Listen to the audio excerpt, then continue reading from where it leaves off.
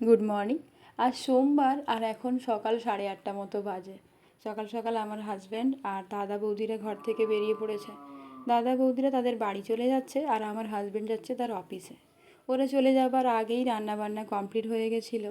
আর এখন আমি বসেছি আমার বাগানে হওয়া কিছু লাউয়ের ডাঁটা আর বরবটি আমি আমার এক কলিগকে দেবো, তাই জন্য এগুলোকে গুছিয়ে রাখলাম।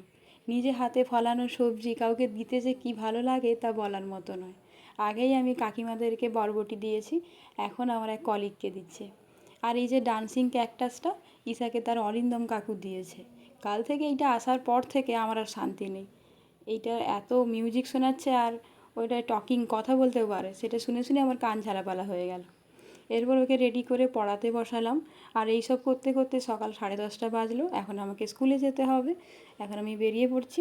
তো তাহলে চলুন, আজকের ব্লগটা এই পর্যন্ত। ব্লগটা কেমন লাগলো অবশ্যই কমেন্ট করে জানাবেন। টাটা।